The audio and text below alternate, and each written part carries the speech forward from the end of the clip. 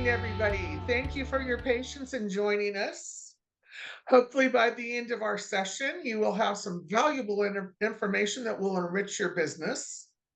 A few legal disclaimers from my legal partner, business partner, who is an attorney in a law firm, which I also consult for as an expert credit witness.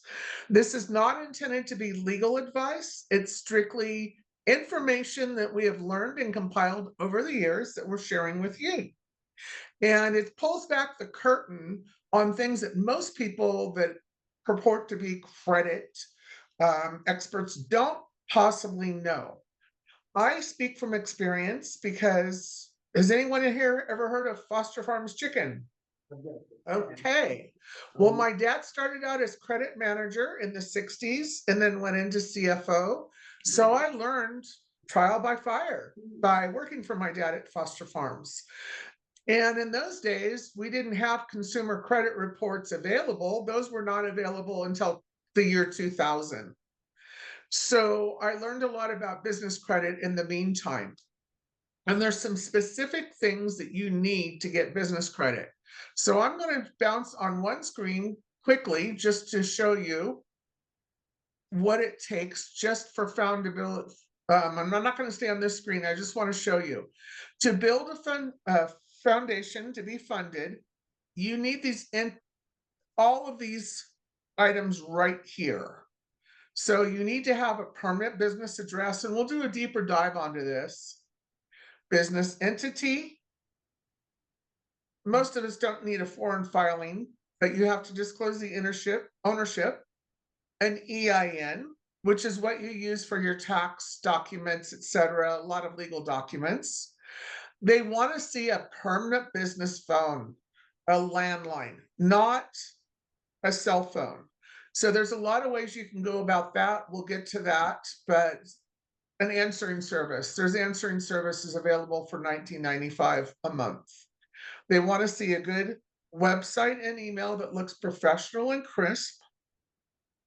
You need to have all your business's licenses in place. So if someone wants to look you up, they'll see that you're actually a legitimate business doing business. Business bank account is very, very important. The reason being is you are considered you are in business the day you open the account. So if you have all these other things set up, but you still don't have a business account, it's not really going to count until you get that business account opened. Also, when you open up the business account, a lot of the business bankers can help you establish an EIN, which is connected and goes through the IRS. Some people will need a merchant account, others won't. So it really isn't that important. Business industry can be important, and I'll show you why. Let me scroll to that screen. And this is important. We'll get to that a little bit later in the conversation with the PowerPoint. So I hope everyone's heard of an NAICS code. It's required. And there's a directory where you can look things up. And that's important that you put that in. The reason being is some businesses are heavily weighed by their credit scoring and also liability by what that code happens to be. Also, they want to know your time in business. Now, everyone starts out with a score of FICO Dun & Bradstreet score of 310. So we'll get to that in a few minutes. So we're going to get to the basics of what the business credit reporting agencies look for when scoring business credit. Now, I know this isn't a traditional PowerPoint, but I couldn't compress it into a PowerPoint that would have made sense because it would have looked choppy. So I hope this is okay with you guys. And Brenda will have this available to show later. So it just shows what information they're looking for to start this off. The credit is in the business's name and is based on the business's ability to pay, not the business owner's. Since the business qualifies for credit, when done right, you can get business credit without the need to submit a personal credit check. Also, the business owners aren't personally liable for the credit as the business gets. You'll soon see that your personal credit score can affect your business credit score. And in some cases, such as FICO which is the consumer credit score traditionally. FICO does have credit scoring model as well. The personal score is used in the business credit score calculation. That's also an algorithm. So it does not have the ability to think, it just processes what is put into it. Let's get here to the business legitimacy, which I was just speaking and referring to. Most business credit applications are declined due to a suspicion of fraud. Now, the difference between consumer credit and business credit is a lot of people get denied business credit and they have no idea why they've been denied. So what I'm going to do is pull back the curtain and show you some tips to take you from surviving to thriving so that you understand how and why. And right now, in my opinion, we're at a crucial time where business credit is extremely crucial for any business doing business in the USA today or trying to, just with the administration changes. You really need to have a fallback cushion because a lot of, as we know, the funding's going away. A lot of the agencies that people need to reach sometimes in doing business will not be available anymore with the cutbacks. And it's kind of a scary world out there. We don't know what's going away and what's staying. So a bank account is very helpful, not only at tax time, but also it's important because you need to share what your business funds look like and your cash flow if you're ever applying for a loan or a credit card or a line of credit. So working with the IRS, that's how you get their EIN. Hopefully you have that already. So this discussed how business credit scores are calculated. There's many business credit reporting agencies. Each one has its own scoring model, which makes it really confusing. They never tell you how they score, just like FICO won't, because it's a proprietary formula. Now, as an expert credit witness for law firms, I always look at the credit scoring model to see which FICO version they're using. And it can get really crazy out there because FICO currently has 12 scoring models. Each one gives a different weight. So just by doing my due diligence and looking at these models over the years, and they do give some hints because I go to these FICO meetings, I try to educate myself as much. It kind of gives you a little hint of what the algorithm is looking at to give you what your score is based on. And also, it's really important to know that a lot of your lending practices, one lender to another, it's personalized what FICO or scoring software they want to purchase. So you could have, I've seen people that pull their credit several times a day from different brokers, which is allowed because in business credit, if you're trying to get a mortgage or auto loan, you can have as many pulls as you need in 45 days, and it only counts as one pull in the FICO scoring algorithm because they recognize that a lot of people shop for rates. Well, I've seen discrepancies as much as 15 points from mortgage lender to mortgage lender, depending on the FICO scoring system that they are using for their company. Just like FICO or personal, payment history is going to be the single most important thing in the business credit agencies look for when scoring business credit. You have to show that you make payments regularly and on time for a significant period of time. What's important to know is you don't have to have large limits, just like in personal credit. You don't have to have high limits. Now, some underwriters are going to look at your credit limits. If you're applying for a mortgage or a loan, they want to make sure that you have the income to service it and that you've used credit responsibly. Business credit doesn't score that well or that way. Factors in consideration: to get a good business score, which can be established in 3 to 6 months, unlike consumer credit that can take a year or two to get established a good score, you can spend maybe a couple $100 a month just in having smaller accounts spread out, 3 to 4 smaller accounts that will give you a scoring model. But the algorithm, it does take it 3 months to kind of seed to sync so that they can see what your algorithm is going to be for your payment history. So that's important as well. Time in business, lead obviously to higher scores, but we are also talking about opening the bank account because that is very important. Company size, they want to know what your company size is. And again, here's your industry risk. This is the codes that we were discussing. So to go to business credit reporting agencies, Dun & Bradstreet is international. It's the most that most people know about and most recognizable. They offer different types of reports. Most of them obviously are the pay decks that's here. Also, there's the FICO score.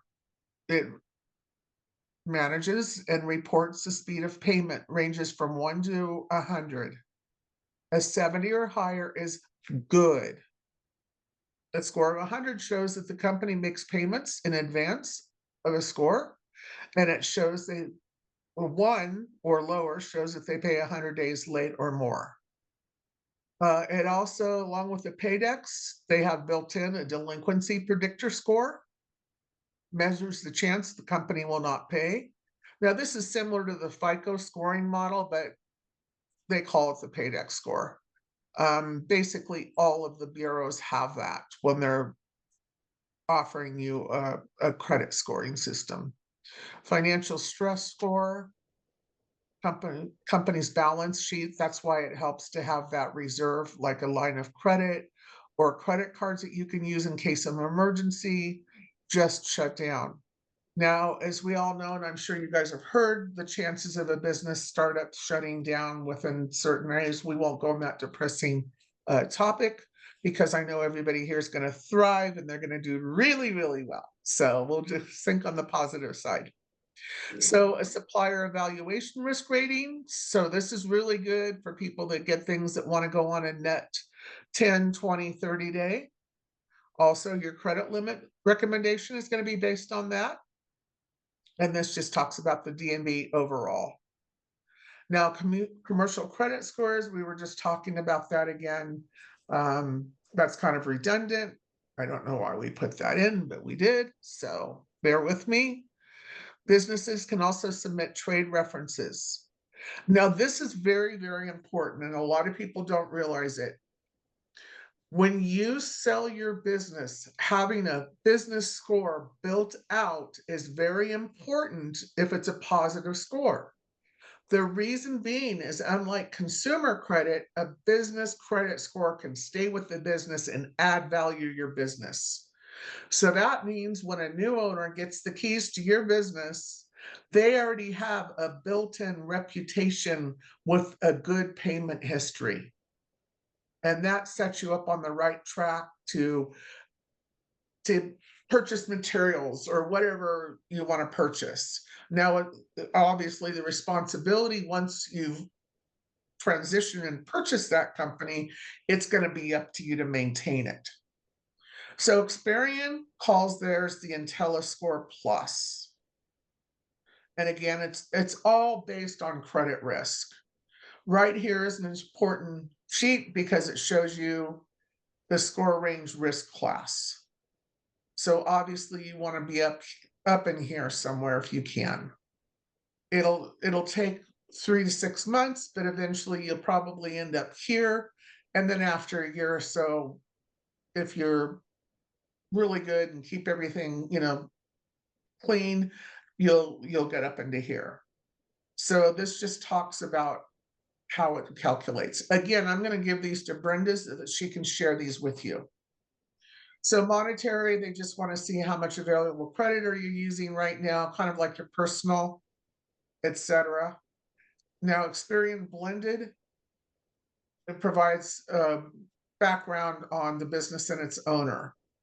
There are ways, and I always recommend, do not commingle your business with your personal, because once you sign a personal guarantee for any type of business credit whatsoever, you have pierced the corporate veil.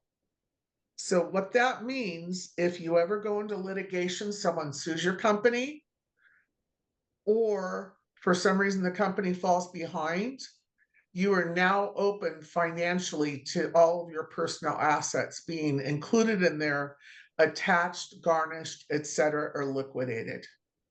Now, unlike consumer credit, business credit can start a lawsuit within 5 days of missed payments.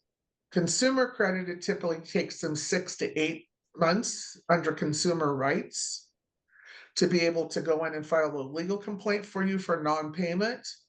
Business credit is on an expedited speed track. Equifax also has a business credit score. This shows how they score. Here's the FICO that we were talking about.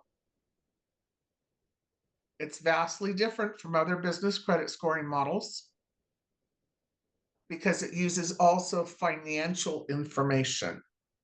Now, financial information is not available on your FICO score for a consumer FICO unless you provide.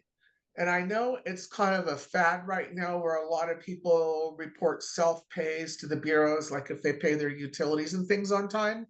To me, I've always advised that simply for the fact that if you do, you're opening up your financial information, which FICO has no business having, in my opinion, and it opens you up for spam. A person with a lower FICO score is more valuable to the 3 bureaus than someone with a higher FICO, because what they do is they take your information and resell it unless you opt out. And I know a lot of us here probably get offers in the mail that for things we've never applied for. The best way is opt out. And another key component I'm going to give you is never dispute online. A lot of people think, oh, it's more convenient instead of going to the post office, mailing a letter off, and the bureaus are encouraging me to dispute online. Well, they're encouraging you to dispute online because it makes it easier and you're waiving a lot of your rights in the small fine print that most people don't read. How the FICO system or how the bureaus work is they use a system called eOscar, which is basically a giant scanner, and it relies on a computer to make a decision. And there's very limited where they can either check one of the boxes that it's been updated, that they have verified or not verified. There's only about 4 boxes that eOscar system looks at. And I would say 9 out of 10 times, most people are denied a dispute by saying it's verified. And if you've disputed online, by law, they do not have to respond to you for a year. Because if you start writing them, then they can flag it as frivolous and under current law not have to address it for a year. And that really locks you out and loses a lot of your rights. So it's kind of like if you get arrested, you got the right to remain silent. I would suggest that. That is the case for using an online dispute. Don't use it. Is at least in my opinion. You're free to do it however you want, but doing this for 20 years or 25 years from now, wow, it's 2025. I have never seen it really work in someone's favor. So that's my opinion. So obviously we spoke about business, personal credit, business credit monitoring. This is really important that you spend the money to purchase a business credit scoring, because they do not have to offer that free reporting. And again, like they do in consumer credits. So here it just talks about a little bit about that. So now we will go up here to business credit reporting agencies. We're going to pull back the curtain on this. What they're looking for when they're scoring your business credit. Building business legitimacy. We've got another slide. So working with this is the same one. I am so sorry. So I'm sorry, that's the same one. For some reason, the other one didn't come over.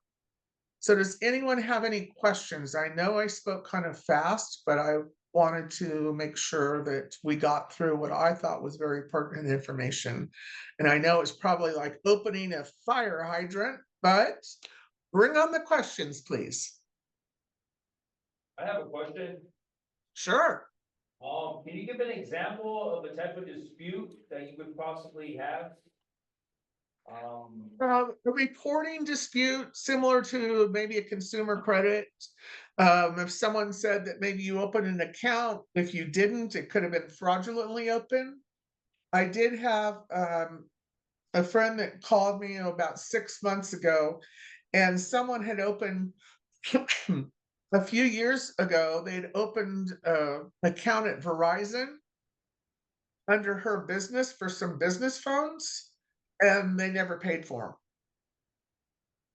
them. And that had been 4 years.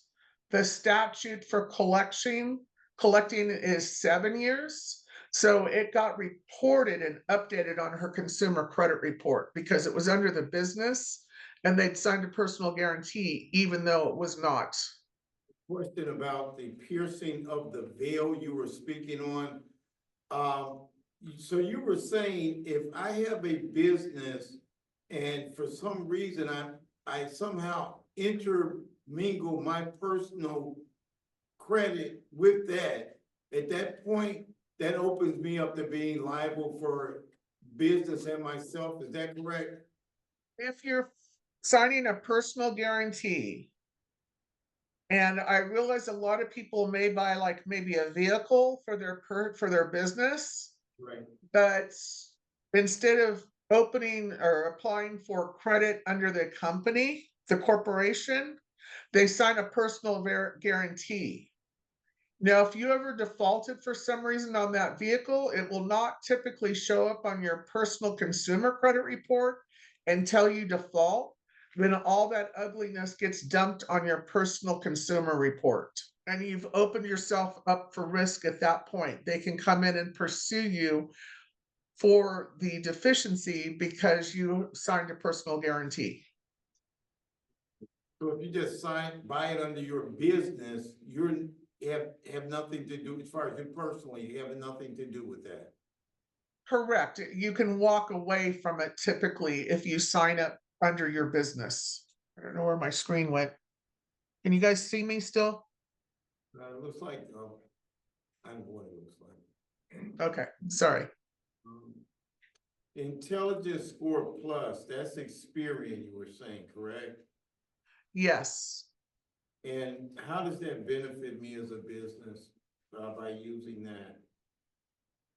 Well, it depends. It's just like a regular consumer.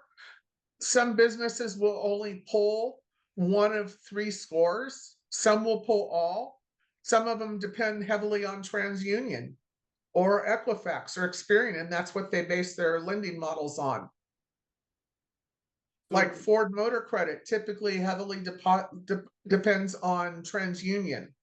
Typically, they won't look at the other 2 scores. They'll just look at your TransUnion. So you want to make sure you have well-rounded and all of the business scoring in there. So let me ask you, is it normal to ask a business what credit repository they would normally use before you even go forward? You can. Yes, absolutely. Why not? That makes sense. Now, I was also asked to speak about a couple other things about reporting to credit agencies, but that typically you need to have a certain amount of clients and you have to sign an agreement for a software. Now, this is what most people don't understand. There is a middleman. So Ford Motor Credit, your Visa card at the bank, maybe it could be Wells Fargo, your Wells Fargo Visa, they don't report directly to the bureaus. There's a software that they pay for a subscription to, a middleman, and that software company is the one that actually report to the bureaus. Now, for consumer credit, I always recommend that my clients, for each and individually one of, their accounts, whether it be a Visa, MasterCard, etc., find out what date exactly they report to the bureaus. So you can have, because typically you want to keep your balances below 30% to get the high, actually 20% is better, to receive the highest FICO scoring model on the algorithm system. But I know a lot of people that use maybe one card, even though they've got a couple, instead of spreading it out. And what happens is that card becomes heavy. I call it debt heavy for the month. You may pay that down every single month, but if it does not hit at the bureau that you've paid it down, and it shows that you're, 90% usage, you're going to score, geez, I've seen it up to 60% or 60 points hit just for me 90% to the limit. But if you have that at 30%, it's hardly going to take any points away at all. So overnight, I've seen people that reassessed. If they did what they call a rapid rescore by their lenders, it bumped them up 60 points that they needed to be qualified for that home loan. Business credit can be the same. They want to make sure that you're not carrying a lot of debt. If you opened up a business credit card and you've had it, how soon can you ask for a raise to higher your limit so you won't have it be at 60% or more?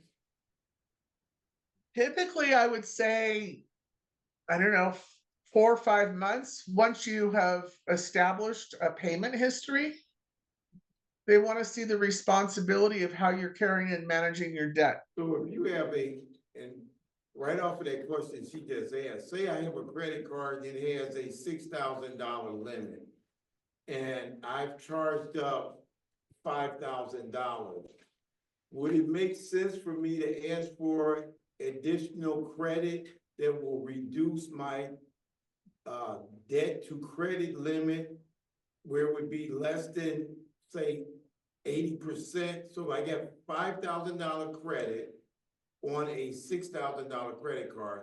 I asked them to give me another $6,000. Then at that point, my debt to credit is actually reduced. Would that make sense to do that? I doubt that it would get approved, and especially right now, it looks like we're pretty much headed into a recession. And I've seen a lot of banks cut people's credit lines down. If they're like at that point, instead of giving an increase, there's a good chance they would decrease your account. I'm not saying that's going to happen, but I've seen that happen in the past. They want to see you pay off that 5,000 before they give you more money. Yeah, and that's going to be very logical. Just think of if you were the person handing out money to somebody and they haven't paid off the balance of what they already have, and you're asking them for more. So the institutions are thinking the same way. Wait, if you can't pay this off, why would I give you more? I don't really care about your ratio. I care about your payment and your payment history. And are you making those payments? Are you doing the work to get it down to where it needs to be? So maybe what you need is not more of a credit card, but you need to be monitoring what you're doing so that when you go ask that question, they see that history. And from that history, they say, oh, okay, I see this person is actually doing what needs to be done to make me, the person who owns the money, feel secure in sharing it with you. Does that make sense? So is this economic climate that we're in right now, are you seeing this affecting businesses as far as requesting credit? Oh, God, yes. Yes, Brenda can answer that. Yes, and it's only going to get worse, I have a feeling. So this would be a perfect time to try to get going before it gets worse. Yes. Try to get yourself in position now because it's going to get tighter. And everybody is going to be running for credit. Julie, thank you very much. Okay, thank you. Appreciate you doing this. I gave them out the information that you were using. I forgot I had it, so I apologize to everybody. Today's just been kind of crazy. That's okay. Well, I'm glad I was able to answer some questions. Hopefully I gave them some good insights that no one else has, pulled back the veil on before. Okay. A little bit different topic. Yeah, but that's. And, pardon me? Email or something in case we have questions. Oh, they want to know how they can reach you so they can really tell you what they think. Right? Okay. Brenda has my contact information. My email is julie@simplemoneychoices.com. That's simple. Moneychoices.com. Julie@simplemoneychoices.com. Yes. Yes. And I've written a book on consumer credit reporting using the same letters that I've used at the law firms for the last 25 years, the same dispute letters. If you ever have a question on that, I have a website called restartcredit.net specifically for that book. Say it again.